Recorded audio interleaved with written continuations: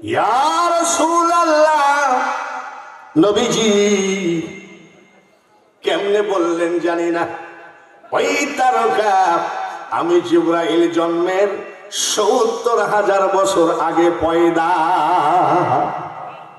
জিবরাইলের ৭০,০০০ বছর আগে এই তারকা পয়দা। আমি জিবরাইল ওই তারকা সম্পর্কে জানি। নবীজি বলছে কি জানো বলো? ওই তারকাটা যদি একবার উঠে ৭০,০০০ বার ডুবে না, একবার যদি ডুবে ৭০,০০০ বছর উঠে না। ডুবা আর উঠা দেখে নবীজি আমি জিবরাইল ৭২,০০০ বার দেখেছি। ওদের কিতাব বিড়ি খাতে খাতে পড়লে গুনাহ নাই, গাঁজায় দম মেরে ওদের কিতাব পড়লে গুনাহ হবে না। কমোড বাথরুম, কমোড বাথরুম আবার চিনেন তো গ্রামের মানুষ? ও গ্রামে সবাই শিখেছে, একদম এইভাবে হাঁটতে গেলে তাকে বলা হয় কমোড বাথরুম, ঠিক কিনা? কমোড বাথরুমে বসে ওদের কিতাব পড়লে কোনো গুনাহ হবে না। আর আমাদের কিতাবের নাম কি? বিনা ওযুতে টাচ করা যাবে না, যার নাম হলো পবিত্র কুরআন। পেশাখোলা গোরস্থান, বিশাল গোরস্থান। আজকেও তো তোমার কাছে ৩০ মন, আবার মাল জবাই করা হয়েছে কয়টা? জোরে কোন মারাবা। এই গোরস্থানে যদি সমস্ত জাতিকে বলা হয় তোদের কিতাব লিয়াই ১ মাস ধরে খতম কর আমাদের গোরস্থানে। গরু খাইতে চাইলে খাওয়াবো, মহিষ খাইতে চাইলে খাওয়াবো, তোদের সব কিতাবগুলো নিয়ে এসে এখানে খতম কর। যদি খাসি খাইতে চাইস তাই খাওয়াবো, আর যদি পাঁঠার বিচি খাইতে চাইস তাই খাওয়াবো। ওরা আবার বিচি পছন্দ করে, সব খাওয়াবো।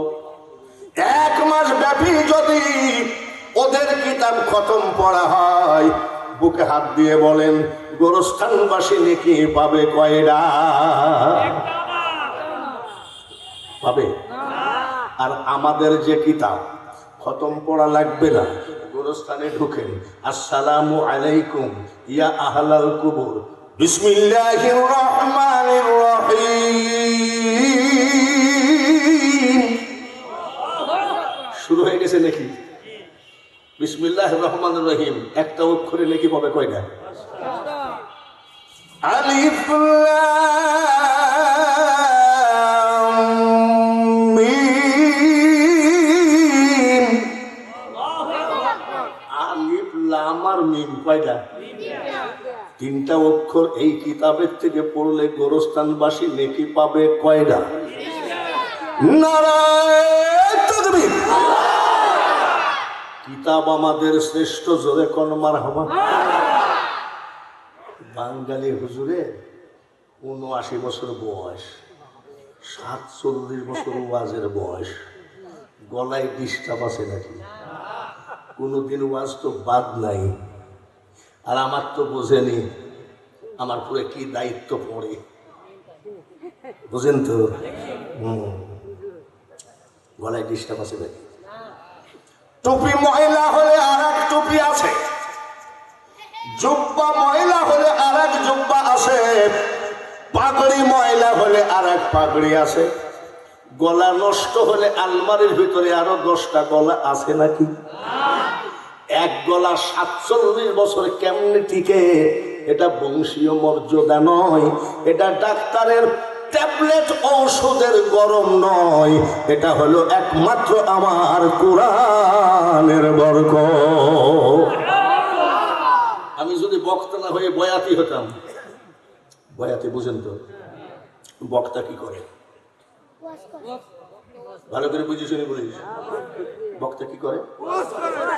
বয়াতি কি করে? গান গাই। মানে উকুন্ত চুলের মধ্যে আছে, মুস্কাটেনি 25 বছর, তাহলে বগলে তো পেশা বাসা করছে। এরা স্টেজে উঠেই কয়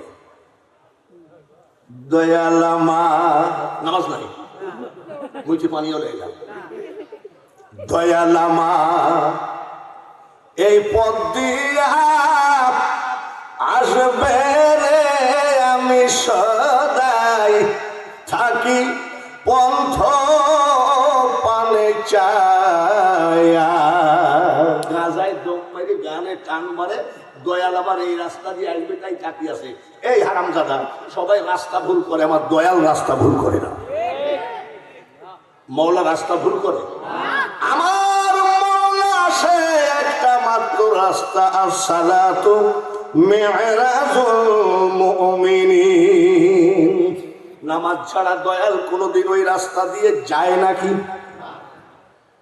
ওরা বয়াতি বলে আমি যদি বয়াতি হতাম কবে ক্যান্সার রোগে সিএনবিতে বসে কোরআনের বরকত আসে কি নেই এটা আমি আমার ফুটানি করছি না কোরআনের ফুটানি করছি বলেন মারহাবা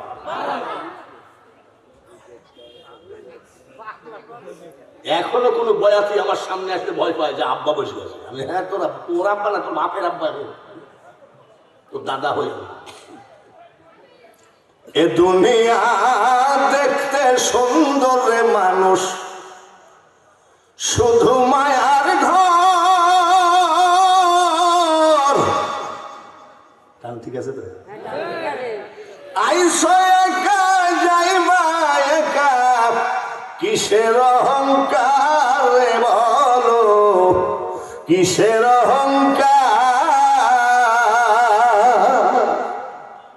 অহংকার শুধু কোরআন পড়েছি তাই আমরা কোরআন পেয়েছি তাই ধরে বলেন ঠিক বাঙালি হুজুরের কাছ থেকে কি পাইলাম জাতি আমরা শ্রেষ্ঠ ধর্ম আমাদের শ্রেষ্ঠ কিতাব আমাদের এবার আমাদের যিনি নবী ইনি কি শ্রেষ্ঠ জোরে কম সবার মুখ দিয়ে বলেন এই যে কিছু কানা মোল্লা কয় মোহাম্মদ আমিও তা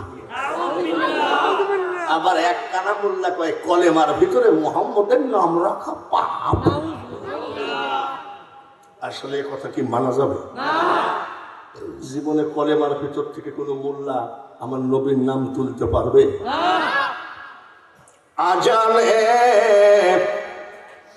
শুনি আপনার নাম আছে নাকি কলেমায় পড়ি আপনার নাম নামাজে আপনাকে সালাম আত্তাহিয়াতু লিল্লাহি ওয়াস সালাওয়াতু ওয়াত তাইয়্যিবাত তারপরে কি সালামটা কাকে দাও জোরে কোন মারহাবা আমার নবী কি আমাদের মতো আল্লাহ তাআলা আমার নবী সম্পর্কে বলেন ইন্নাকা লাআলা খুলুকিন আযীম জোরে বলেন মারহাবা আমার হাবিবকে আমি উত্তম চরিত্রের অধিকারী করে পাঠিয়েছি তাহলে আমাদের নবীও শ্রেষ্ঠ ঠিক কিনা জিবরাইল ফেরেশতাকে বলছে তোমার বয়স কত জিবরাইল বলছে আমি বলতে পারবো না বলে না আর সে মুআল্লার উপর একটা তারকা দেখিছো নাকি জিবরাইল বলছে হুজুর এই জমিনে পারে কি আপনি ওই অত গোপন কথা কেমনে জানেন বলে এত গোপন কথা তোর দরকার কি তুই দেখছিস নাকি বলে হ্যাঁ জিবরাইল বলছে ইয়া রাসূলুল্লাহ নবীজি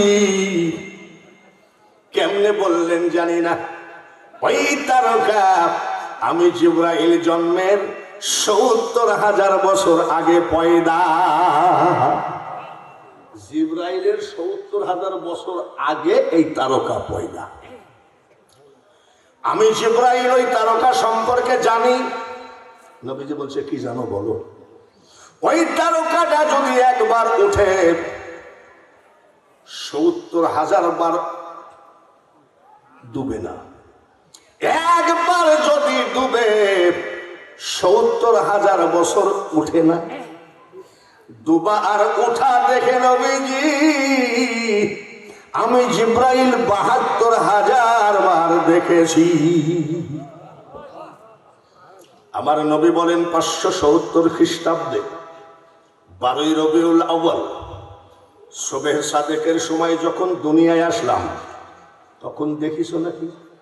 অবাক হয়ে বলছে, কি বলছেন আপনি? সেদিন থেকেই তো নাই।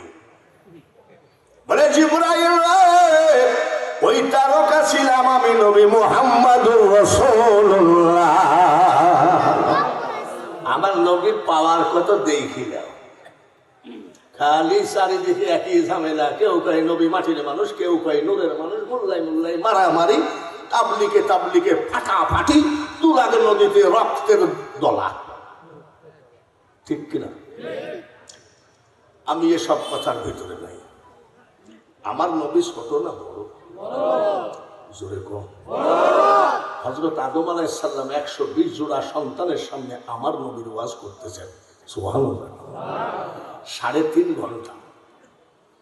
আদম আলাইহিস সালামের একটা ছেলে শীশ আলাইহিস সালাম দাঁড়ায় বলছে, আব্বা তুমি তো প্রথম নবী, আখেরি নবী কে হবে না হবে তাকে নিয়েই ওয়াজ করলাতে, তোমার ওয়াজ তো করলা না।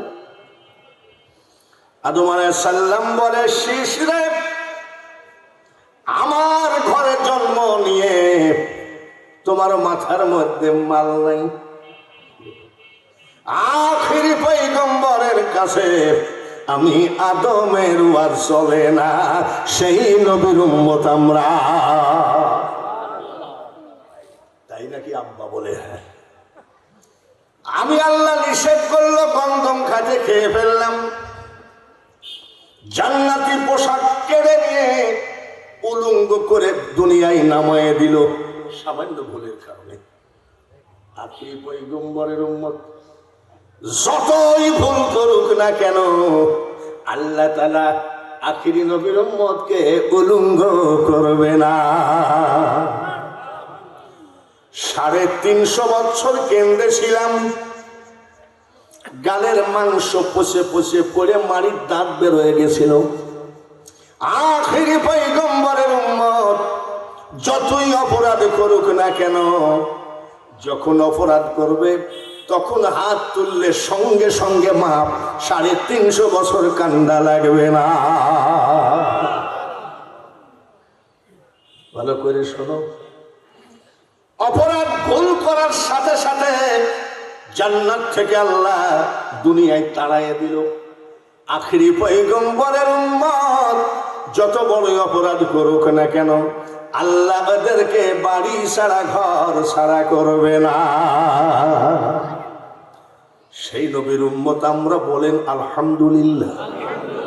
আর একবার বলেন আলহামদুলিল্লাহ। হযরত মুসা আলাইহিস সালামের রাজনৈতিক সচিব একজন, না সাহাবী, ওনার সাহাবী খুব কাছের, কোরআন তৌরাত কিতাব পড়তেছে, দেখে আমার নবীর নাম। সুবহানাল্লাহ। তৌরাত কিতাব কোন নবীর উপরে? মুসা নবীর উপরে। কোন নবীর উপরে? মুসা নবীর উম্মত আবুল হারেসা, নাম কি? পরে আর মুসা নবীর নাম 4 জায়গায়, আর আমার নবীর নাম 72 জায়গায়। শুনিনি ওনার নবীর নাম 72 জায়গায়? বোঝেন না, আজকাল কিছু আছে না, মোহাম্মদ আমি ওটা কাঁচা মাটি দিয়ে বানানো। কত জুকার যে দেখবো। সেদিন এক জুকার দিকে আমার পাশে বলি নিয়াত করতেছে, আমরা নিয়াত করি এভাবে। ও জুকার আবার বাড়ি কোন জায়গায় তা জানি না, কিছু জিজ্ঞেস করলাম না, নিয়াত করতেছে।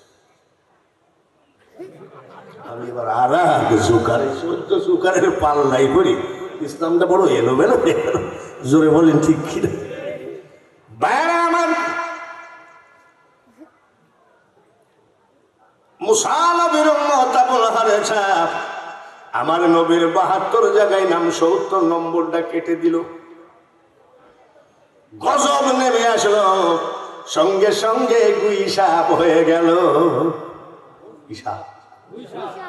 যারা দেখবেন নামাজ পড়ে কিন্তু নবীকে মানে না, নামাজ পড়ে কিন্তু নবীকে মানতে চায় না, আমিও থা, তাদের দেখবেন চেহারায় যদি সরিষার তেল মাখে তাও খসখসা, চকচকা নাই।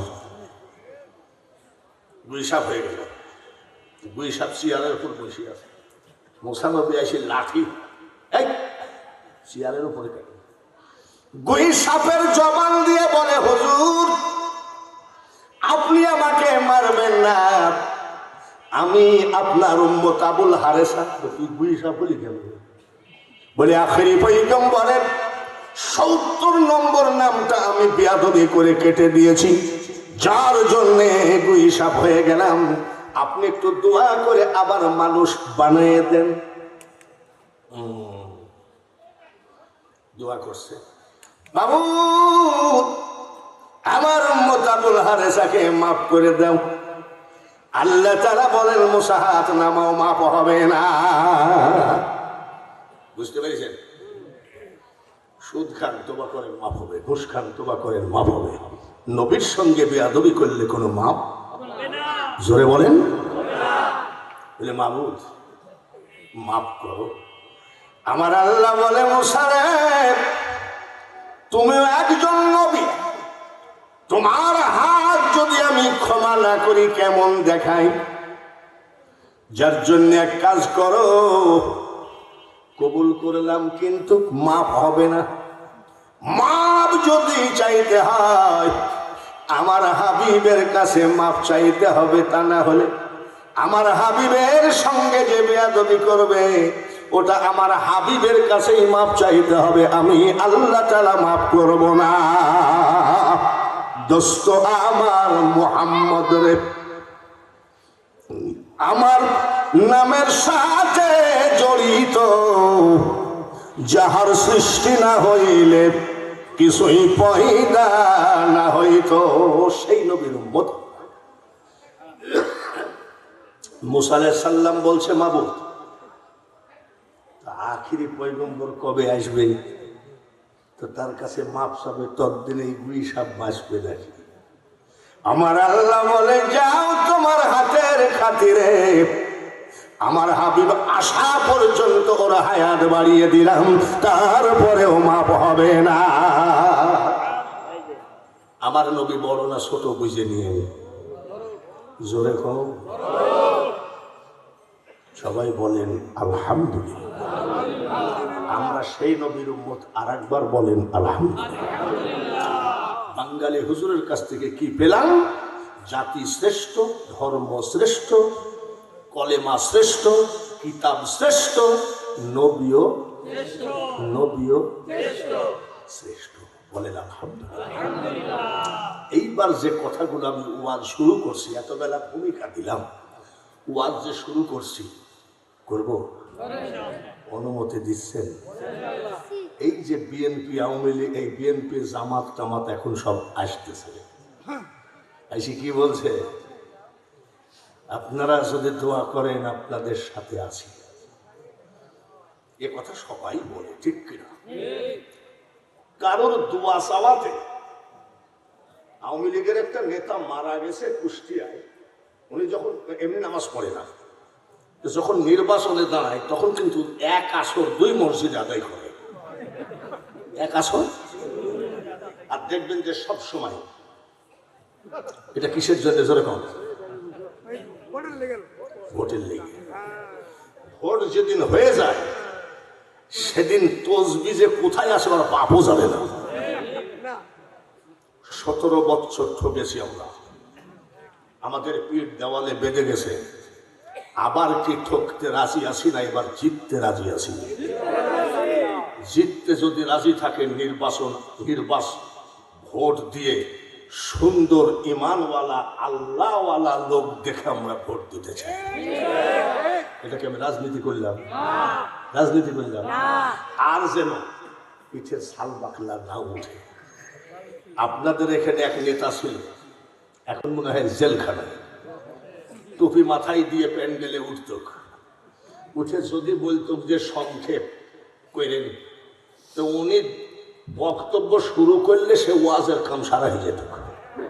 1.5 ঘন্টা তো বটে, কথা বুঝছেন? তাহলে আমরা এই টুপি জুব্বা আর লোকের চোখের পানি দেখে নির্বাচন করবো না। আমরা আমার বাড়ির পাশে একটা রিক্সাওয়ালাকে এমপি বানাবো যদি সে কোরআনের আইন মতো চলে। রাজি আছেন? রাজি আছেন? রাজি তো আছেন। গত নির্বাচনে মসজিদের ভিতরে এক লোক 2000 টাকা হাতের ভিতরে ঢুকায় দিয়ে বলছে ইগল মার্কায় ভোট দিস। টাকাটা নিয়ে বলছে খোদার কসম ভোট আপনার। মসজিদের বারান্দায় যেই গেছে নৌকা মার্কা 5000 টাকা দিয়েছে, খেয়াল রাখিস। 5000 টাকা পকেটে থুয়ে মসজিদের দেওয়ালে হাত দিয়ে বলছে খোদার কসম নৌকা ছাড়া কোনো শালাক ভোট দিব।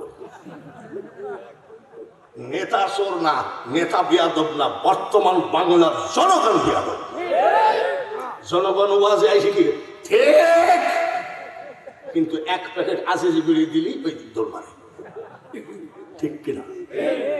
বাইরে আমার এই প্যান্ডেলে বহু বৎসর হয়ে গেল, আসলে এরা বলে আমাদের সবার শ্রদ্ধেয় বক্তা, আমাদের আদরের বক্তা, আমাদের আকর্ষণীয় বক্তা। আপনারা মহব্বত করেন। জিন্দেগিতে কোনোদিন আমি রাজনীতির পক্ষে বিপক্ষে বলি নাই, কিন্তু এখন আমাদের পিঠ দেওয়ালে ঠেকে গেছে, এখন কিছু জনগণকে বলাই লাগে। সামনে ডক্টর ইউনূস নির্বাচন দেবে, ভালো ভালো বসন্তের কোকিল এসে তসবিহ হাতে টুপি হাতে। আমাদের এখানে কিছু খণ্ডপীর আছে, নামাজ পড়ে না কিন্তু ভাব দেখায়। আমি কাঁপিস কেন বলে বুঝবো না, ঢাকায় বাস অ্যাক্সিডেন্ট হবে হবে ঠেকাইলাম, এসব আমরা আর বিশ্বাস করি না। বাংলাদেশের জাতীয় সংসদ 11 তলা বিল্ডিং, কয়তলা? Bullet proof 7। বুলেট প্রুফ মানে যত বড়ই বোমা সংসদের উপরে মেরে দিক, জাতীয় সংসদের কিছু হবে না। এমন একটা শক্তিশালী বিল্ডিং আমাদের জাতীয় সংসদ। ওই সংসদে আমরা যে সোরসুটটা পাঠিয়েছি, আমরা কি সুখে ছিলাম নাকি? জোরে কম। 11 তলা বিল্ডিং, বুলেট প্রুফ 7, তারপরেও মাত্র কয়েক কোটি বাঙালি শান্তিতে থাকে না। তার কারণ কি?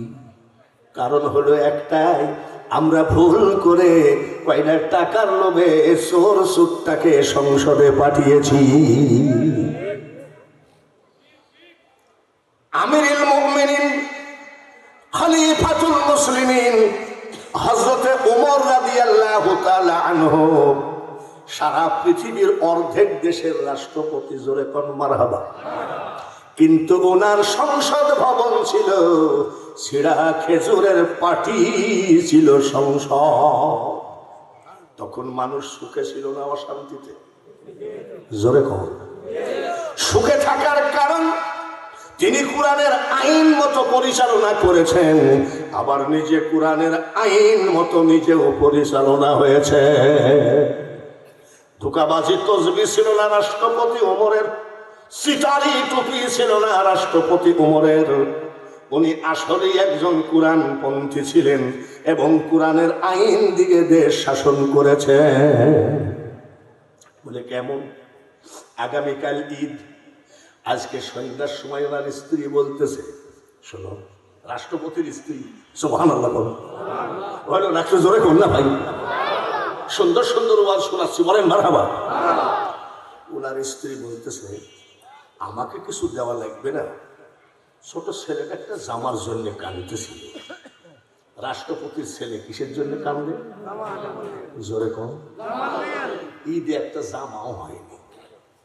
আর আমাদের রাষ্ট্রপতি, আমাদের স্পিকার, আমাদের প্রধানমন্ত্রী, চতুর্থ মন্ত্রী, ঈদের 1 মাস আগে তারা সিঙ্গাপুর চলে যায়, মালয়েশিয়া চলে যায়, প্লেন রিজার্ভ করে সপরিবারে বোম্বে মার্কেটিং করতে যায়। আর রাষ্ট্রপতি ওমরের ছেলে একটা ঈদের জামার জন্য কান্দে। তো হযরত ওমর বলছে, আচ্ছা ঠিক আছে, দেখছি, চিন্তা করো না। রাষ্ট্রপতি ওমর চিঠি লিখতেছে অর্থমন্ত্রীর কাছে, মাননীয় অর্থমন্ত্রী, আমার সালাম নেবেন, আশা করি মহান আল্লাহ তাআলার ইচ্ছায় ভালো আছেন। আমি রাষ্ট্রপতি ওমর বলছি, আমার ছোট ছেলের একটা জামার জন্য কাঁদতেছে, টাকা নাই। আপনি আমাকে 1 মাসের বেতন অগ্রিম দিয়ে দেন, প্রতি মাসে মাসে বেতন থেকে কেটে নিয়ে। ইতি রাষ্ট্রপতি ওমর সই করে সিল মেরে দিয়েছে, রাষ্ট্রপতির সিল। গেছে অর্থমন্ত্রীর কাছে, অর্থমন্ত্রী পড়তেছে, চিঠি লিখতেছে, মাননীয় রাষ্ট্রপতি, পত্র পড়ে আমি অবগত হলাম, কিন্তু 1 মাসের বেতন আমার দ্বারাই দেওয়া সম্ভব না। তার কারণ রাষ্ট্রপতি গো, এটা তো হলো গণতন্ত্র। আমরা কি, আমাদের গণপ্রজাতন্ত্রী বাংলাদেশ। গণতন্ত্র মানে আমরা রাষ্ট্রপতি বানাবো, আমরা নামাবো, যাকে খুশি তাকে ভোট দেব, এটা হলো গণতন্ত্র। আর যদি রাতের অন্ধকারে মাল ঠেকায় কয় ভোট না দিলে কাল কিন্তু তোর খবর আছে, এটা হলো রাজতন্ত্র নয়, গণতন্ত্র নয়, এটা হলো সন্ত্রাসতন্ত্র। আমার দ্বারাই সম্ভব না, এটা গণতন্ত্র। এটা সে জনগণ আপনাকে 1 মাস রাষ্ট্রপতি রাখবে কিনা তাই কে জানে। তারপরেও যদি জনগণ রাখে, হায়াত মৌতের কথা বলা যায় না। আপনি যদি 1 মাসের ভিতরে মারা যান, এই টাকার হিসাব আমি রাষ্ট্রকে কেমনে দেব? তাই আমার দ্বারাই দেওয়া 1 মাসের বেতন সম্ভব হলো না। ইতি অর্থ চলে গেল রাষ্ট্রপতির কাছে। রাষ্ট্রপতি পড়ে আর কান্দে, চোখের পানি চিঠির উপরে পড়ে। রাষ্ট্রপতি হযরত ওমরের স্ত্রী বলছে, টাকা দেয়নি নাকি? না, টাকা দেয়নি বলে না। তা কাঁদছো কেন? এই ঈদে না হয় আর ঈদে হবে। রাষ্ট্রপতি ওমর বলে, স্ত্রী রে, আমি টাকা দেয় নাই যার জন্যে কান্দি না রে। বলে, কান্দো কেন? আমি ওমর রাষ্ট্রপতি এমন একটা যোগ্য অর্থমন্ত্রী পেয়েছি যে সরকারি টাকার বেলায় রাষ্ট্রপতিকেও খাতির করে না। এই আনন্দে আমি কেন্দ্রে দিয়েছি। বুঝতে পারিছেন তো? বুঝতে পারিছেন? এশার নামাজ পড়ে মুসল্লিরা চলে গেলেন।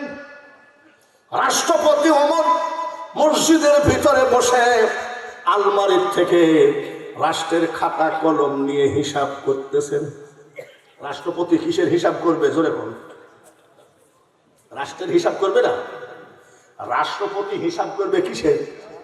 আরো জোরে বল। উনি নিজে বসে বসে হিসাব করতেছে, আর আমাদের রাষ্ট্রপতি, হ্যালো, খবর টবর কি? বলে, ওকে বস। কি বলছে? ওকে বস। এই সুরটা তাদের মুখেই শোনা যায়। আমার বাড়ির কাজের মেয়েও 4,500 কোটি টাকার মালিক। তো বাপের টাকা নেই।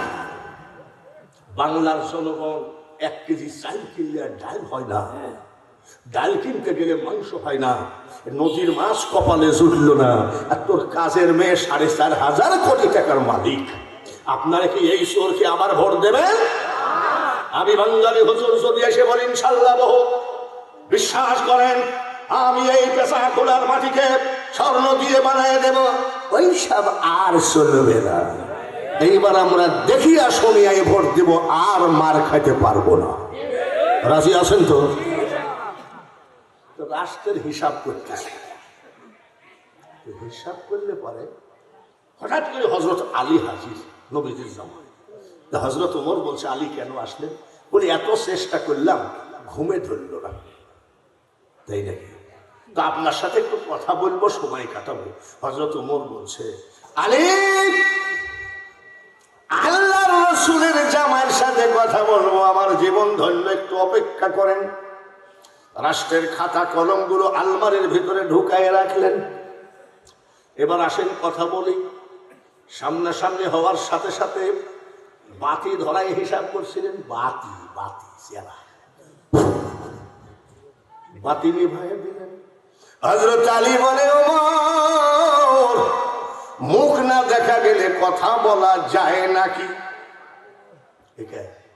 বাতিটা নিভাই দিলেন। বলে, ওমর, বাতি নিভালেন, অন্ধকারে মুখ না দেখা গেলে কথা বলবো কেমনে? হযরত রাষ্ট্রপতি ওমর বলে, আলী, নবীজির জামার সামনে বাতি নিভানো বেয়াদবি, এটাও আমি জানি, কিন্তু কিছু করার নাই। বাতির যে তেলটুকু, এটা রাষ্ট্রীয় তেল। কিসের তেল? জোরে কম। রাষ্ট্রীয় তেল দিয়ে রাষ্ট্রের হিসাব করা যায়। কারোর ব্যক্তিগত আলোচনা করার জন্য রাষ্ট্রীয় তেল বাজেট না। জ্ঞানী বুঝে ইশারায়, মূর্খ সাপল দিয়ে চোখের মনি তুলে দিলেও বুঝে না। ওই 300 টাকা 500 টাকার কাছে বিক্রি করে চোর চুপটাকে সংসদে পাঠাইও না। এবার বুঝিনি, জোরে বলেন ঠিক ঠিক। ইয়ামিন শহর থেকে আসছে এক লোক, সারা রাত রাষ্ট্রপতির বাড়ি খুঁজেছে, পাই নাই। আমাদের রাষ্ট্রপতি থাকে কোথায়? বঙ্গভবন। সেখানে যাই দেখেন র্যাব, পুলিশ, চৌকিদার, দফাদার, আনসার, যত গোষ্ঠী সব দাঁড়াই আছে। তো উনি তো ওই রকম না, খুঁজে পাইনি। ফজরের নামাজ পড়ে জিজ্ঞাসা করছে, ভাই আমি রাষ্ট্রপতির বাড়িটা সারা রাত খুঁজেছি, পাই নাই।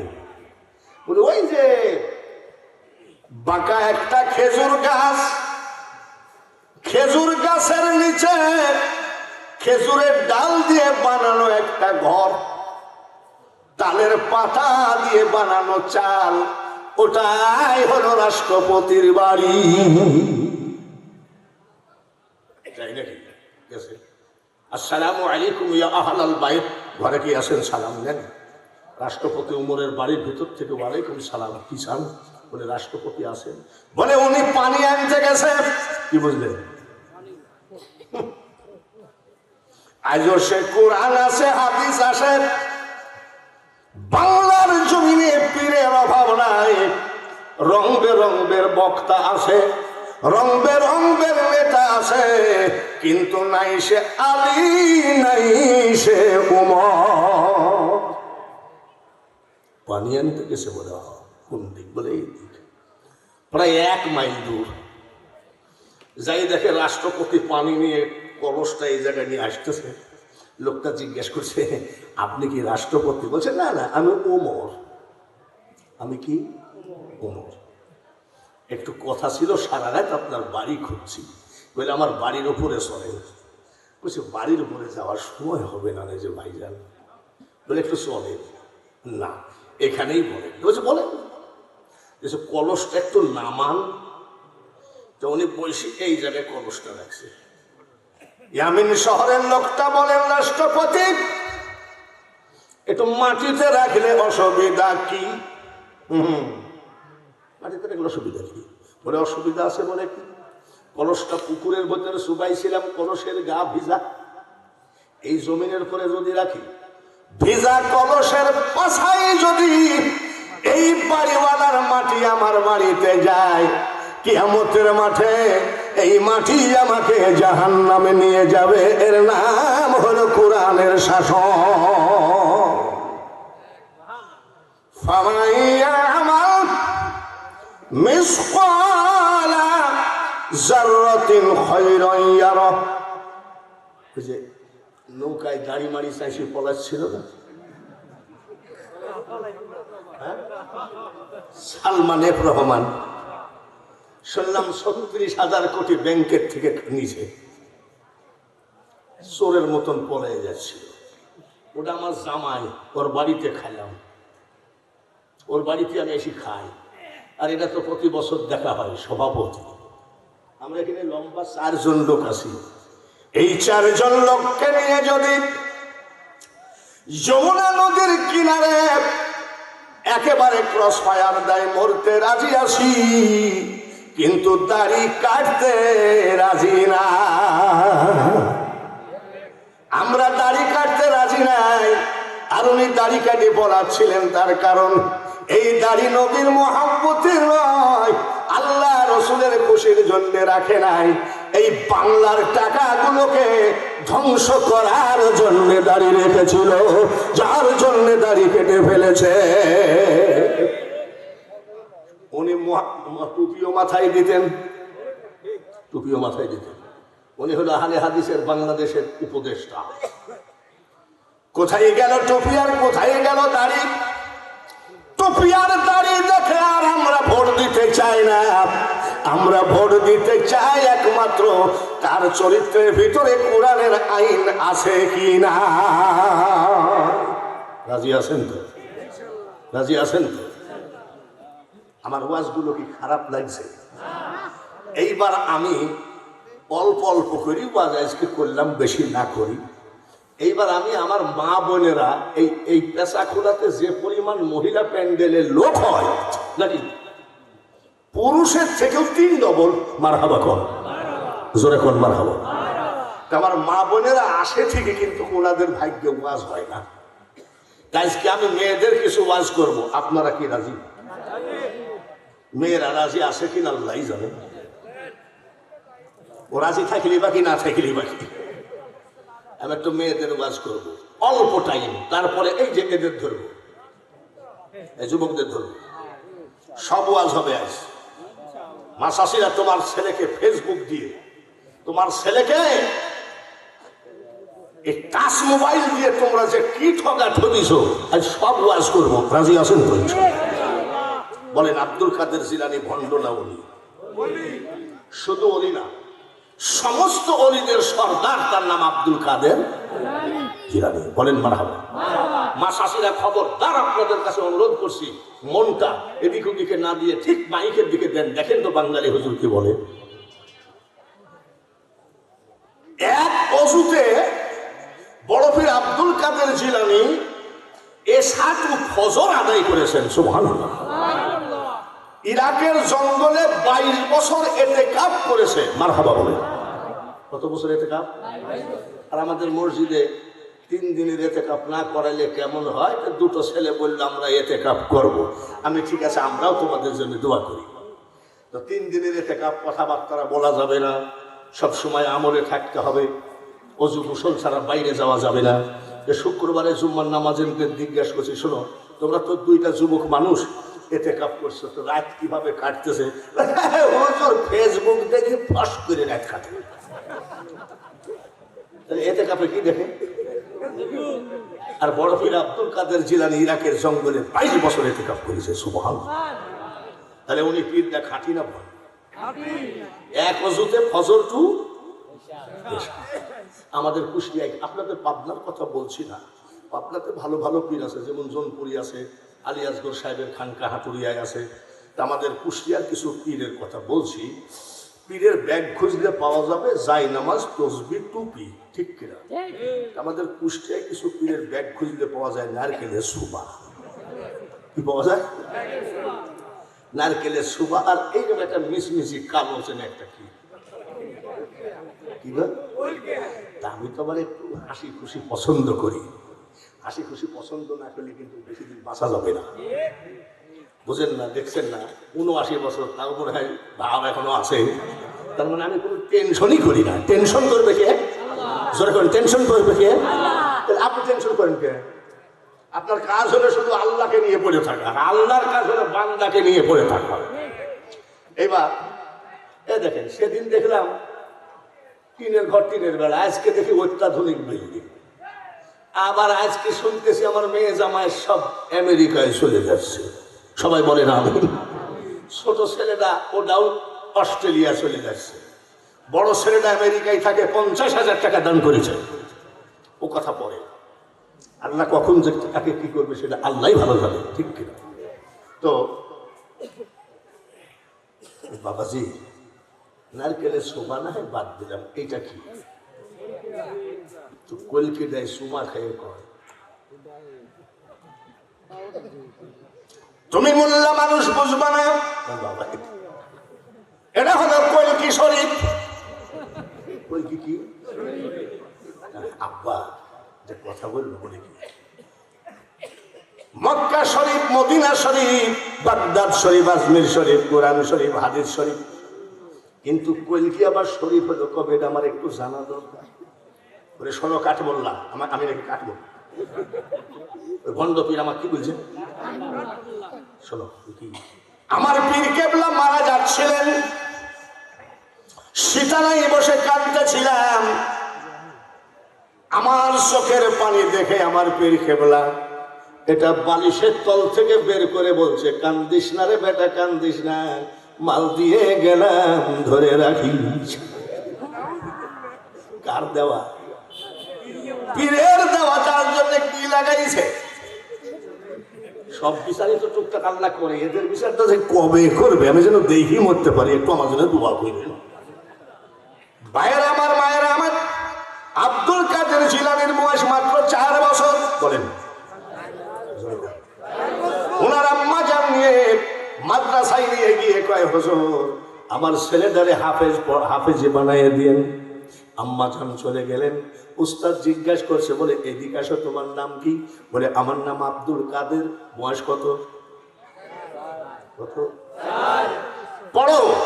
আউযু বিল্লাহি মিনাশ শাইতানির রাজিম। বড় পীর আব্দুল কাদের জিলানী বলছে, হুজুর ওটা আমি জানি। বিসমিল্লাহির রহমানির রহিম। বলে হুজুর ওটা আমি জানি।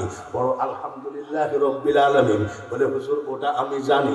বড় আলিফ লাম মিম যালিকাল কিতাবু লা রাইবা ফি। বলে হুজুর ওটাও আমি জানি। উস্তাদ বিরক্তি এসে বলছে, আইসা এই কয় পারা মুখস্থ আছে? বলে 18 পারা। বয়স কত? উস্তাদ এটা কি মানুষ না জিন রে? বাড়ি যা। বাড়ি গেছে। মা জিজ্ঞাসা করি, আব্দুল কাদের বাড়ি আসলি কেন? বলে মা উস্তাদ যে ছুটি দিয়েছে। ঠিক আছে। বিকাল বেলায় উস্তাদ হাজির। পর্দার আড়ালে মা বোনেরা মাইকে দিক খেয়াল করো, বিকাল বেলায় কে হাজির? বাড়ির দরজায় দাঁড়ায় সালাম দেয়, আসসালামু আলাইকুম ইয়া আহলাল বাইত। ঘরে কে আছেন সালাম নেন। বড় পীর আব্দুল কাদের জিলানীর মা পর্দার আড়াল থেকে বলে, ওয়া আলাইকুমুস সালাম। কিন্তু কে গো বাবাজি? আমি জীবনে কোনোদিন, আমি আব্দুল কাদেরের মা জীবনে কোনোদিন কোনো পুরুষের সামনে যায় না। আব্দুল কাদের জিলানীর মা কার সামনে যায় না? আর জোরে কম। আর আমরা মহিলাদের অত্যাচারে হাঁটতেই পারি না। ঈদের বাজারে যাই দেখেন গা, দোকানপাট সব খানা কুকুর দখলে, আমাদের কোনো চান্সই নেই। মাসাসিরা হয়তো রাখতেছে মনে মনে, এই যে গীত গাওয়া শুরু হল, দাঁড়াও মা। উনি বলছে, আমি কারো সামনে যাই না যে বাবা, কারো সামনে যাই না।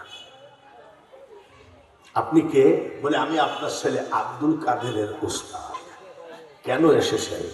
বলে মা, আপনার ছেলে আব্দুল কাদেরকে যে হাফিজি পড়তে দিলেন, কিন্তু আপনার ছেলে তো 18 পারা মুখস্থ। বলে ঠিকই বলেছেন। বলে কোন মাদ্রাসায়? মা জননী বলছেন, আমার আব্দুল কাদের কোনো মাদ্রাসায় যায় না। বলে কেমনে মুখস্থ হলো? পর্দার আড়াল থেকে বলে, উস্তাদজি আমি যখন আমার আব্দুল কাদেরকে ঘুম পড়াতাম, 1 পারা মুখস্থ কোরআন শরীফ শোনায়ে ঘুম পড়াইছি। কয় পারা? আমাদের মারা ছেলেকে ঘুম পাড়ানোর সময় কি সূরা ফাতিহা পড়ে? জোরে কও। আব্বা ঘুমাও, শোনা আলহামদুলিল্লাহ রাব্বিল আলামিন, আব্বা ঘুমাও আর রহমানির রহিম মালিকি ইয়াউমিদ্দিন, এটা বলে?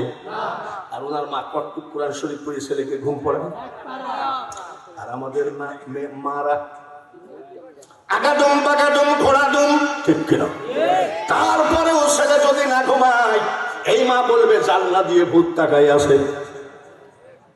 তারপরেও ছেলে যদি না ঘুমায়, মা বলবে আমাদের রান্নাঘরের পিছনে আজ 2 দিন ধরে 2টা বাঘ ঘোরাঘুরি করে। বলে কি বলে না? মা হলো সন্তানের প্রথম উস্তাদ। উস্তাদ যদি সন্তানকে সিটারি বাটপারি করে লালন পালন করে, কোন পীরের তাবিজে ওই ছেলে কোনোদিন ওলি হবে না। আমি কি মেয়েদের বিরুদ্ধে বলছি? মা শাশিরা ছেলে যখন কান্দে, তসবিহ হাতে দাও, 20 টাকার একটা চকচকা নোট তোমার ছেলের সামনে দাও। ইয়া আল্লাহ, ইয়া আল্লাহ, 100 বার পড়ে দে, 100 বার পড়ে দে। এই নে 20 টাকা, 20 টাকা নিয়ে কিন্তু ঠিকই পড়ে দিবেন। পরের দিন আপনার ছেলে বলবে মা আজকে 50টা টাকা দিও। বলে 20 টাকায় 100 বার পড়েছিস, 50 টাকায় 300 বার পড়বি। আল্লাহ 100 বার, ইয়া রহমান 100 বার, ইয়া রহিম 100 বার। দেখবেন 50 টাকার লোভে খোদার কসম ওই ছেলে তসবিহ ধরবে। এইভাবে যদি ছেলেদেরকে লালন পালন না করো মা, জীবনে তোমার ছেলে ওলিও হবে না, তুমিও ওলির মা হতে পারবা না। জোরে বলেন ঠিক কিনা, আরেকবার বলেন ঠিক কিনা। আচ্ছা, আমি কি মেয়েদের বিরুদ্ধে বলছি? মেয়েরা যাতে ভালো হয়, ছেলে যাতে ওলি হয়, সেই ওয়াজই তো করছি। খাজা মাইনুদ্দিন চিশতি আজমিরি রহমতুল্লাহ আলাইহি 79 বছর বয়স, 47 বছর ওয়াজের বয়স, জীবনে 10টা মানুষ মুসলমান বানাইতে পারি নাই। আর আমার খাজা মাইনুদ্দিন চিশতি 90 লক্ষ অন্য জাতিকে মুসলমান বানিয়েছে। কয় লাখ? তাবলিগ জামাতরা তো খালি মসজিদে মসজিদে দাওয়াত দিয়ে বেড়ায়, আর উনি কয় লাখ অন্য জাতিকে? 90 লাখ মুসলমান বানাই উনি মিট মিট করে হাসতেছে। তো ওনার মা বলছে হাসছিস কেন? বলে 90 লক্ষ মুসলমান বানাইছি, হাসি রাখা যাচ্ছে না। মা ডাক দিয়ে বলে মাইনুদ্দিন তাহলে তুই হাসার কে? মক্ত ব্যারিস্টার মানিক, ব্যারিস্টার কি বলে যাচ্ছিল 47 লাখ টাকা নিয়ে, দালালরা টাকা পয়সা কেড়ে নিয়েছে, কেড়ে নিয়ে আশা বারণ বাড়ইছে। এক লোক হোলের পরে লাথি মারছে, বিসি ফেটে গেছে। কোনো বাজে কথা বলছি না, এবং বাজে কথা বলা বক্তামি না। তাহলে যে কালকে যার রায়ের উপরে ফাঁসি হলো, আজকে তার কি ফাটা? তাই আমি বলছি আল্লাহ তাআলা যে কখন কাকে কি করবে জানে কে? জানে কে? শুধু একটা নিয়াতে দান করবা বাবা, যে বাঙালি হুজুর এমন কথা বলেছে, দেখি কিছু দান করে দেখি আল্লাহ শোনে কিনা। কাফনের কাপড় পরার আগে যেন আল্লাহ তাআলা আপনাকে হজের কাপড় পরায়, আমি দোয়া করব। আমি এখন মাত্র মেয়েদের ওয়াজ কোন জায়গায় বাদ দিয়েছি খাজা মাইনুদ্দিন চিশতি মনে রাখেন। আমি আমার কালেকশনের নিয়ম হলো, বক্তারা বলবেন তামাম পৃথিবীর সমুদ্র মহাসমুদ্রের পানি যদি এক জায়গায় করো, ওকে যদি কালি বানাও, ওই কালি দিয়ে যদি আমার কালামের দাম লেখা শুরু করো, কালি কলম শেষ হয়ে যাবে, আমার কালামের দাম লেখা শেষ হবে না। তার জন্য আবার যাও, তোমার জাইগির ম্যানের বউ নয়, শুধু জাইগির ম্যানের গোটা ফ্যামিলি। তুমি বাজারে গেছিলা, এক চার দোকানদার একটা বিস্কুট এক গিলাস পানি খাওয়াইছিল, তোমাকে একটা পাগড়ি দিয়েছিল, তোমাকে একটা জুব্বা দিয়েছিল, তোমাকে একটা কুরআন শরীফ দান করেছিল। এই ধরনের সকল মানুষগুলোকে এখনই জাহান্নাম থেকে জান্নাতে নিয়ে চলে যাও। নারায়ে তাকবীর। বর্তমান জামানায় কিছু কিছু ফালতু লোক, যার মুখ দেখলে ওযু থাকে না, এই ধরনের লোক আলেম বিরোধী হচ্ছে, আলেমের বিরুদ্ধে বলে, অথচ তার মুখ দেখলে ওযু থাকে না। বদমাইশ আবার কয় আমরা মুনাজাত করি, আর বদমাইশ কয় ওগো মোল্লাজি খালি হাতে মুনাজাতের দরকার কি? চার দোকানে শুনে আর কয় দেখেছেন মোল্লাদেরকে কি ঝাড়া লাগিয়েছে, তারেক জিয়া নিতে পারবে না একটাও, ঠিক কিনা? শেখ হাসিনার বেটার নাম কি? জয় নিতে পারবে না একটা। অ্যাডভোকেট শামসুল হক টুকুর পাত্তা থাকবে না। এসপির বাপের ক্ষমতা নাই, ডিসির বাবার ক্ষমতা নাই। কিয়ামতের মাঠে যদি জান্নাতে যাইতে হয়, এখন থেকে আলেমের সাথে বন্ধুত্ব করার চেষ্টা করো। আমি এখন বিদায়ের সময় একটু মুনাজাত করব, 12:30 থেকে 1টা বেজে যাচ্ছে। তার আর বক্তা নাই, চলে আসছে। আল্লাহুম্মা আমিন, সবাই হাত বাড়ান, আল্লাহুম্মা আমিন। 250 বস্তার মতো সিমেন্ট দান করেছে, কবুল করো। 1 ট্রাক এইভাবে মাটি দান করেছে, কবুল করো। টেবিলটা টাকায় ভরে দিয়েছে, কবুল করো। মা বাপ, দাদা দাদি, নানা নানি, আত্মীয় স্বজন যারা এই গোরস্থানে আছে সবাইকে তুমি আযাব